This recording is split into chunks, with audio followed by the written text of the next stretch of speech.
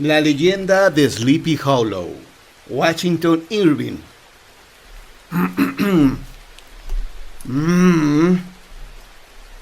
La leyenda de Sleepy Hollow, Washington Irving. Extracto, 1820.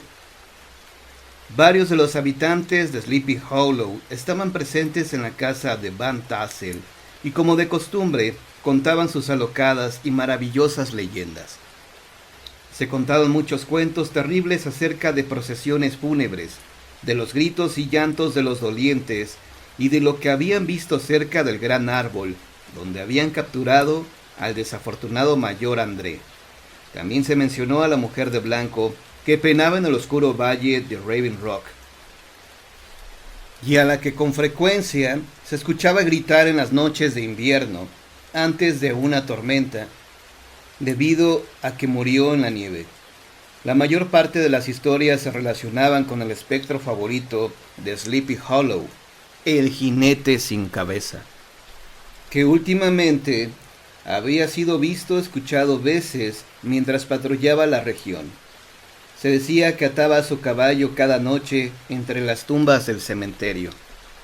El sitio remoto en el que se encontraba aquella iglesia parecía haber sido siempre un lugar favorito de los espíritus perturbados. Estaba en una colina, rodeada de cigarras, árboles y enormes olmos, entre los cuales sus decentes muros pintados de blanco brillan modestamente, como la pureza cristiana que resplandece entre las sombras del retiro. Una pendiente suave desciende desde ahí hasta la plateada superficie del río, rodeado de árboles altos, entre los que pueden verse las melancólicas colinas del Hudson. Al mirar su patio con el pasto crecido, en el que los rayos del sol parecen dormir calladamente, uno pudiera pensar que ahí, al menos, los muertos pueden descansar en paz. Un lado de la iglesia se extiende hacia una amplia cuenca boscosa, por la que pasa un arroyo grande, rebotando entre las rocas quebradas y los troncos de los árboles caídos. Sobre una parte oscura y profunda del arroyo, no lejos de la iglesia, habían colocado un puente de madera. El camino que llevaba hasta él, y el puente en sí, quedaban a la sombra de las espesas ramas de los árboles, que los mantenían en penumbras, incluso durante el día, y causaban una terrible oscuridad por las noches. Por esta razón, era uno de los lugares favoritos de cacería del jinete sin cabeza, y uno de los sitios en los que con mayor frecuencia se le encontraba. Se contaba la historia de cómo el viejo Brower, un hereje que además no creía en los fantasmas, se había encontrado con el jinete cuando éste volvía de atacar Sleepy Hollow, y cómo fue obligado a subir al caballo tras él y a galopar sobre el arbusto y plantas, por colinas y pantanos, hasta que llegaron al puente, cuando el jinete de pronto se convirtió en un esqueleto, arrojó al viejo Brower al arroyo y saltó. Saltó sobre las copas de los árboles con un sonido atronador. Esta historia de inmediato fue igualada por las 3 veces más maravillosas aventuras de Brown Bones, que había dicho que el jinete sin cabeza no era exactamente como lo pintaban. Afirmaba que al regresar una noche de la ciudad vecina de Sing Sing, lo había pasado el jinete de la medianoche y lo había retado a una carrera por un tazón de ponche, y que la había ganado, porque el espanto había lanzado su caballo espectral a todo galope, pero al llegar al puente de la iglesia, el jinete sin cabeza se desvaneció en un rayo de fuego. Todos estos cuentos, contados en ese tono de voz adormilado con el que hablan los hombres en la oscuridad, con los rostros de quienes escuchan iluminados solo de cuando en cuando por el brillo de alguna pipa, penetraron en lo profundo de la mente de Ichabod. Les devolvió el favor contándoles grandes extractos de su apreciado autor Cotton Mather, y añadió algunos relatos maravillosos de eventos que habían ocurrido en su nativo estado de Connecticut, y sobre espectros terroríficos que había visto en sus recorridos nocturnos por Sleepy Hollow. Gradualmente la reunión terminó. Los viejos granjeros se reunieron con sus familias en sus carretas, y se oyó durante un rato el ruido de las ruedas traqueteando por los vacíos caminos y sobre las colinas distantes. Algunas de las damiselas montaron detrás de sus pretendientes favoritos, y su risa ligera se mezcló con el ruido de los cascos de los caballos que hacían eco en los silenciosos bosques, cada vez más y más débiles, hasta que poco a poco se apagaron. Y el escenario en el que antes hubiera ruidos y chanzas quedó silencioso y desierto. Ichabod se quedó atrás, según la costumbre de los amantes del país, para hablar con la heredera, totalmente convencido de que ya iba por el camino del éxito. Lo que ocurrió en aquella entrevista no pretendo decir, porque de hecho no lo sé. Sin embargo, me temo que algo debió haber salido mal, porque al poco tiempo Ichabod se puso en camino, con aire desolado y abatido. ¡Oh, las mujeres! ¡Las mujeres! ¿Sería que aquella chica había estado ensayando su coquetería? ¿Acaso había animado al pobre Ichabod solo para asegurar su conquista de un rival? El cielo lo sabe, yo no. Basta decir que Ichabod se marchó con el aspecto de alguien que había estado tratando de robarse un gallinero y no el corazón de una bella dama, sin mirar hacia un lado ni al otro lado para contemplar el panorama campirano que con tanta frecuencia disfrutaba. Fue directo al establo y con varias patadas y manotazos despertó con rudeza su caballo que dormía cómodamente ahí, soñando con montañas de maíz y avena y valles enteros de tréboles y fleo. Fue justo a la hora de las brujas en la que Ichabod, cabizbajo y con el corazón apesadumbrado, se marchó a casa por un costado de las amplias colinas que se elevan sobre Tarrytown y que con tan buen ánimo había cruzado aquella tarde. La hora era tan deprimente como el mismo Ichabod. A lo lejos, más abajo de donde se encontraba, el Tapán Zee extendía sus sucios e indistintos desechos de agua, en lo que aquí y allá se veía el mástil alto de una balandra que navegaba en silencio para anclar cerca de la tierra. Cerca de la medianoche pudo oír incluso el ladrido de un perro guardián en la orilla opuesta del Hudson. Era un sonido tan débil y vago que solo lograba dar una idea de la distancia a la que estaba de aquel fiel compañero del hombre. De vez en cuando también el canto prolongado de un gallo que despertaba por error se oía muy lejos, desde alguna granja entre las colinas, pero era como el sonido de un sueño en sus oídos.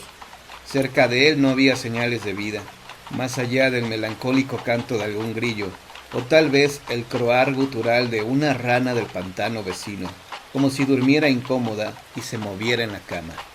Todas las historias de duendes y fantasmas que había oído esa tarde volvieron a su mente. La noche se hizo más y más oscura. Las estrellas parecieron hundirse más profundo en el cielo, y algunas nubes pasajeras las cubrían ocasionalmente. Nunca se había sentido más solitario y deprimido. Además, se estaba acercando al mismísimo lugar en el que muchas de las escenas de las historias de fantasmas estaban ambientadas. En el centro del camino estaba un gigantesco árbol de tulipán, que se alzaba como un gigante sobre todos los demás árboles del lugar, y formaba cierto tipo de hito. Sus ramas retorcidas eran tan gruesas que bien podrían haber sido troncos de árboles ordinarios que se elevaban al cielo. Se le relacionaba con la trágica historia del desafortunado André, que había sido tomado prisionero ahí, por lo que en todas partes se le conocía como el árbol del mayor André. La gente común lo miraba con una mezcla de respeto y superstición, en parte por simpatía ante el destino del malamado hombre por el que se le nombraba, y en parte por las historias de avistamientos extraños y pesarosas lamentaciones que se decía eran comunes ahí. Cuando Ichabod estaba cerca del temible árbol, comenzó a silbar. Pensó que alguien había respondido a su silbido, pero era solo una ráfaga de viento que pasaba entre las ramas secas. Cuando se acercó un poco más, pensó que veía algo colgado en el medio del árbol. Se detuvo y dejó de silbar, pero al examinarlo más de cerca, se dio cuenta de que era el sitio donde un rayo le había caído al árbol y la madera blanca estaba desnuda. De pronto escuchó un gruñido. Los dientes le castañetearon y sus rodillas chocaron contra la silla de montar. No era sino el roce de una rama con otra en la brisa. Pasó el árbol con seguridad, pero nuevos peligros le esperaban. Como a 200 metros del árbol, un pequeño arroyo cruzaba el camino y corría hacia un valle pantanoso cubierto de árboles que se conocía como el pantano de Willey. Unos cuantos troncos puestos lado a lado servían de puente para cruzar el arroyo. En el lado del camino en el que el arroyo penetraba en el bosque, un grupo de robles y castaños se entrelazaba con enredaderas silvestres para formar un espacio cavernoso y oscuro sobre él. Pasar este puente era la prueba más severa de todas. Fue en este mismo punto en el que el desafortunado André había sido capturado, y bajo la cubierta de aquellos castaños y enredaderas, los fuertes guardias se habían ocultado para sorprenderlo. Aquel siempre había sido considerado un arroyo encantado, y cualquier niño de escuela que tenía que cruzarlo solo, y después de caer la noche, temblaba de miedo. Al aproximarse al arroyo, su corazón comenzó a latir con fuerza. Sin embargo, hizo acopio de toda su decisión, y le dio a su caballo media docena de patadas en las costillas, e intentó pasar a toda velocidad por el puente. Pero en lugar de lanzarse hacia adelante, el perverso y viejo animal hizo un movimiento lateral y dio de costado contra la cerca. Ichabod, cuyos temores se incrementaron con la demora, tiró de las riendas hacia el otro lado y pateó con vigor al animal con el pie contrario. Todo fue en vano. Su montura ciertamente se movió, pero solo para lanzarse hacia el otro lado del camino, sobre una maraña de zarzas y alisos. El maestro lo enterró los talones en las costillas y usó el látigo en el pobre Pólvora, que salió disparado hacia adelante, bufando y resoplando, pero se detuvo justo antes de cruzar el puente, de manera tan repentina que su jinete estuvo a punto de salir volando por encima de su cabeza. En ese momento, algo al lado del puente llamó la atención del sensible oído de Ichabod. En la sombría alameda a la orilla del arroyo, distinguió algo enorme, gigantesco y deforme. No se movió, pero parecía crecer en la oscuridad, como un monstruo gigantesco, listo para saltar sobre el viajero. El asustado maestro sintió que los pelos se le erizaban. ¿Qué podía hacer? Era demasiado tarde para darse la vuelta y escapar. Además, ¿qué posibilidad tenía de escapar de un espíritu o un fantasma, si es que era eso, que podía montar sobre las alas del viento? Por tanto, haciendo acopio de valor, preguntó con voz temblorosa: ¿Quién anda ahí? No recibió respuesta. Repitió la pregunta en un tono más agitado: ¿Quién anda ahí? Nada. Una vez más castigó los blancos del inflexible Pólvora, y con los ojos cerrados se puso a cantar con involuntario fervor un salmo. En ese instante, el sombrío objeto de su alarma se puso en movimiento y de un salto se colocó en el medio del camino. Aunque la noche era oscura y deprimente, podía distinguirse ahora en cierta medida la silueta del desconocido. Parecía ser un jinete de grandes proporciones, montado sobre un caballo negro de poderosa musculatura. No hizo intento alguno por ofenderlo ni comunicarse de otra manera con él, pero se mantuvo a un lado del camino, avanzando a un lado de Pólvora que, superado su temor y obstinación, se había puesto en marcha. Ichabod, que no deseaba la compañía de aquel extraño de medianoche y que recordaba la aventura de Brown Bones con el jinete sin cabeza, aceleró el paso con la esperanza de dejarlo atrás. El extraño, sin embargo, igualó su velocidad. Ichabod hizo que su caballo fuera al paso, pensando en quedarse atrás. Pero el otro hizo lo mismo. Ichabod sintió que el corazón se le hundía en el pecho y trató de continuar con el salmo, pero la lengua, seca, se le pegaba en el paladar y no era capaz de emitir una sola nota. Había algo en el terco y taciturno silencio de su pertinaz compañero que era misterioso y sobrecogedor. Para horror de Ichabod, pronto se dio cuenta de que era, al pasar por una parte elevada del terreno, la silueta de su compañero de viaje se recortó contra el cielo, dejando ver que se trataba de un hombre de gigantescas proporciones, envuelto en una capa, pero sin cabeza. El horror de Ichabod creció aún más al observar que la cabeza, que debía encontrarse sobre sus hombros, iba delante de él, en la silla de montar.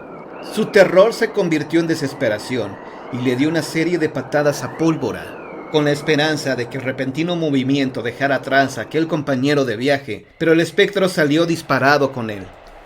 Así siguieron en loca carrera por todo el camino, haciendo volar piedras y levantando chispas en cada recodo.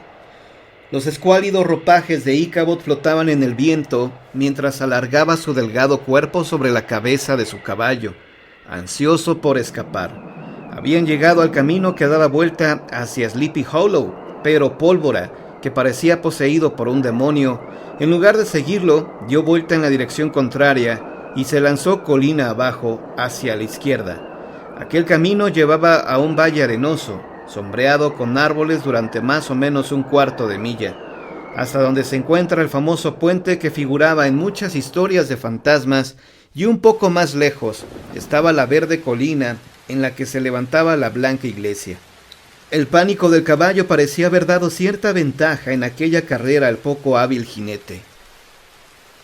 Pero cuando iba a medio camino del valle, las hinchas de la silla de montar se aflojaron y sintió cómo se resbalaba bajo sus piernas.